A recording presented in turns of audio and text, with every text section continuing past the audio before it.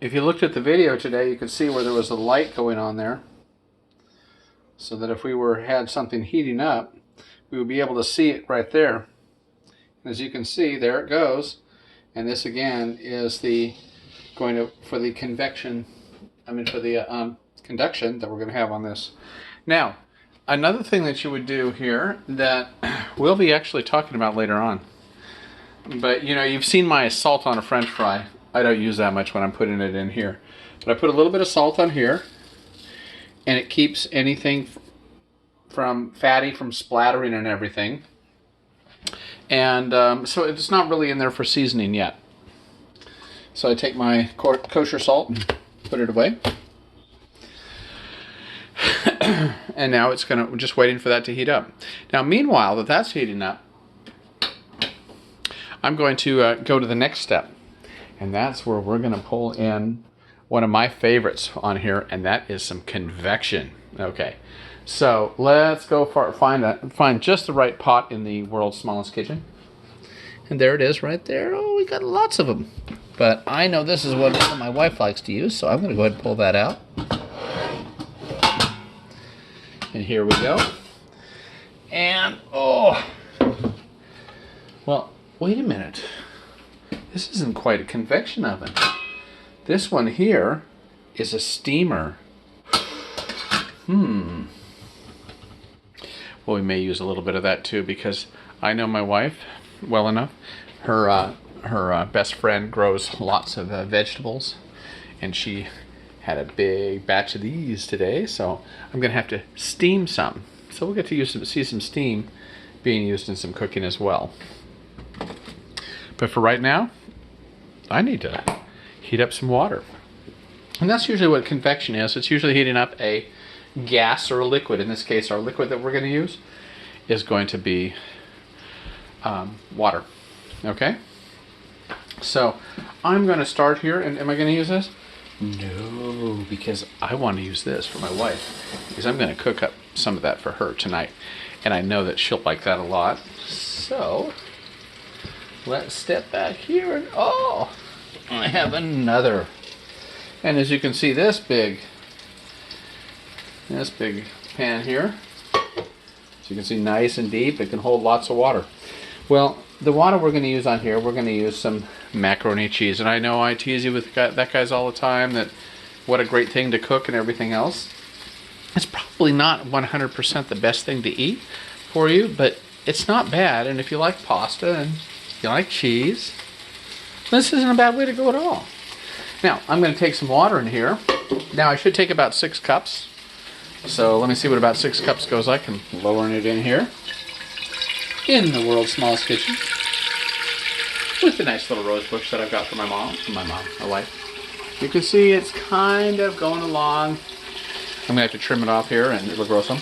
Now, I want to get about 6 cups, which is going to make it a little bit deeper than this. I could use a smaller pot, but I'm going to use a bigger one just for the fun of it. Also because I'm going to want to put everything together at the end. Okay, that looks like to me like at least 6 cups of water. So I'm going to go ahead and take that off. And I'm going to put this in there. Now, and I guess it's growing up out west.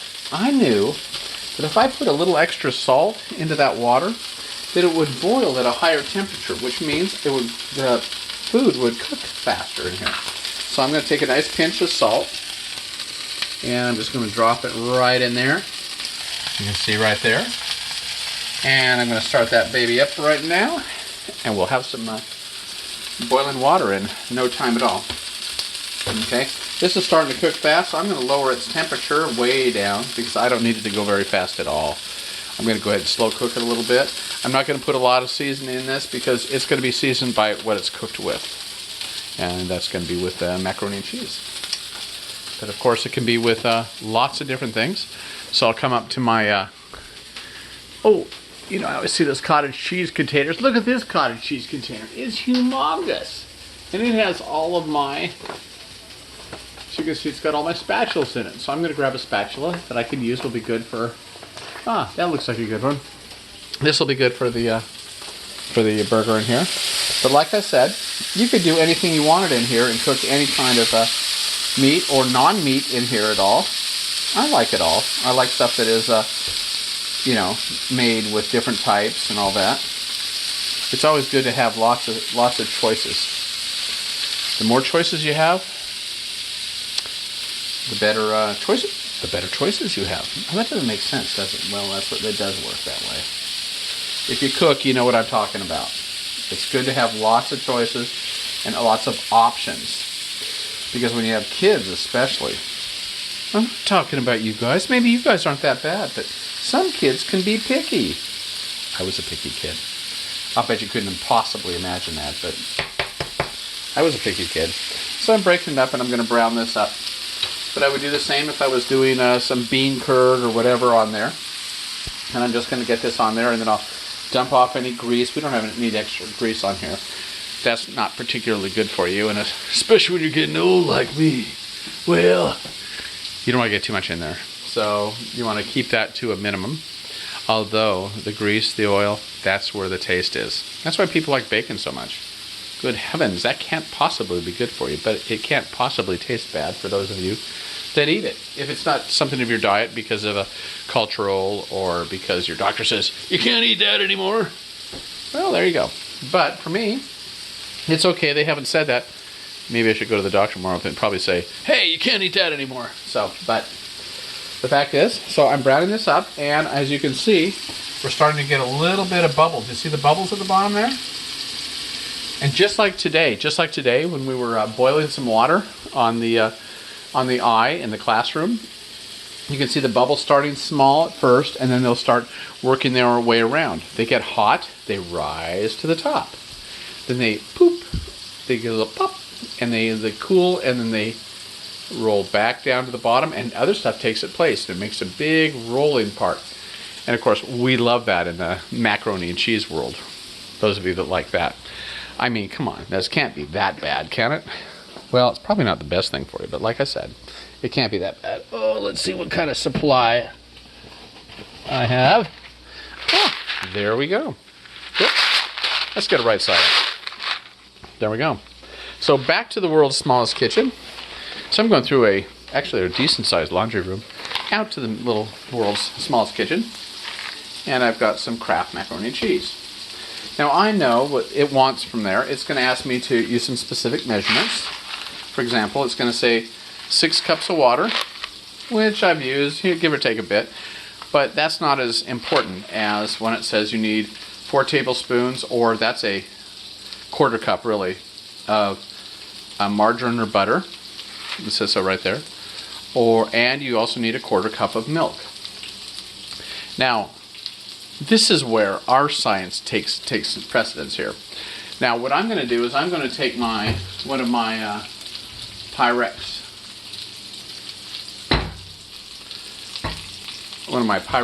cups here, cup measures, and I'm going to put 1/4 cup or 2 ounces of milk in it. And then I'm going to take some margarine and I'm going to put it in there until it moves to 4 ounces. And I'm going to use displacement to measure it, because have you ever tried to measure 2 ounces of butter? It just doesn't go that easy. We can do stick it in there and everything else and just kind of do that. When you're using a liquid, one of the things about liquids are when you pour them into something, they fill up the space. So I'm going to use this. I'm going to put 2 ounces on the bottom, and then I'm going to add enough margarine in it until this thing reaches 4 ounces across there, or 1/4 cup. That's right over there. Let's see where that is, right there. And then I know I have enough stuff. Then I have the cheese ingredients. Of course, it's questionable cheese because it comes in a little bag and it's dry and you pour it. It's not like the cheese I would pull out of the refrigerator and say, here's some cheddar. Or, oh, there's some Gruyere. Bet you don't have too much Gruyere in your kitchen, but you might. You might, especially if your parents like to do things like fondue. So I'm seeing this, and it's starting to brown up nicely. I'm going to take take this and, see, one of the things I know about the kitchen is the place of science. And science happens here all the time. And if you think, oh, well, Mom doesn't seem like a big scientist. Oh, yeah, she is. And she's doing it right there. She may have actually had more science than I did. Huh, how about that? Who knows? Who knows? But you want to get it brown. You want to make it safe. Now I actually have a temperature gauge. You've seen the little round one that I use in the classroom? That one's made for a thermometer to use for that, to make sure that anything I cook is going to be safe to eat, because that's really important that you make sure that the food you eat is safe. If you don't eat safe stuff, and I'm not talking about the occasional sushi, because I'm bad that way too. I like sushi. Sorry, but that's it. Doesn't take much cooking in there. As a matter of fact, any cooking spoils it. So this is starting to brown up nicely. And whether I was doing this or I could be doing this with tofu. I love tofu, by the way, too. It's just a matter of, if you like those kind of things, yeah, they're pretty good. And if you like as much Thai food as I like, tofu is like a staple in theirs. And sometimes when you put some of the meats in it, it just takes away from the vegan vegetarian portion of the dish. But in this case here, if I'm going to do macaroni and cheeseburger, well, it's just fine. It's just fine for me on that. But I could do this with tofu, just as easy. Or if my diet included ground chicken or ground turkey, I could put those in as well, just as fine. It doesn't hurt it. You just want to make sure that you drain off any grease. You can see there's lots of grease on here. Now, think about this. When I cooked this, did it start out looking like that? Now, here's the other thing. If I stopped cooking it, could I put it back in the package? Would it ever look the same as it did in the package? Well, in this thing that we do called Matter and Energy, one of the main focuses we have on there is is it a physical change or is it a chemical change? What do you think this might be? We haven't really talked about it, so it would be kind of like up in your head on there. Can it go back to the way it was? That's usually a physical change. But if it's a chemical change, can it go back to the way it was? I don't know. If you take bread and you toast it, can it ever go back to being bread again? Or will it just be toast? This is food for thought. And speaking of food for thought, I think our burger is pretty good, so I'm going to lower the temperature on it. I'm going to drain the fat on it. And then looks like I'm starting to get some good bubbles over there. And that's the convection action happening here. The metal is heating here, which is conduction. You see, that's conduction right there. Where the eye is heating the metal here. And you can see right there, and it's trying to get that going good. It says power boil there. And as it gets going really good, then I'm going to put the macaroni in there. And the macaroni isn't going to be touching the bottom of this like the meat is touching the bottom of this fry pan.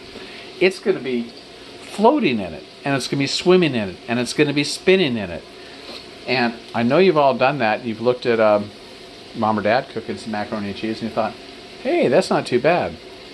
But I want you to think about what process it's going through, because that one is called convection. That's through gases and liquids. So if I use my, for example, if I were to go over and say, okay, tonight we're going to use the Foodie, the Ninja Foodie. Okay, I might choose to use something like the Air Crisp, which is using the air, and it actually has a little like see right there, it's got like a fan on it and everything else. So this one's using convection. So it uses convection, which is pretty darn good. And it uses convection without using a whole bunch of this. One of my favorites. This is oil. This is the extra virgin olive oil, which is my oil of choice when I do things. Of course, there are some oils you have to use because the dish calls for it, and it's different. It has to be different temperatures. The olive oil is good for low temperatures. That's its best on there. So let me get moving on this, and we'll be back.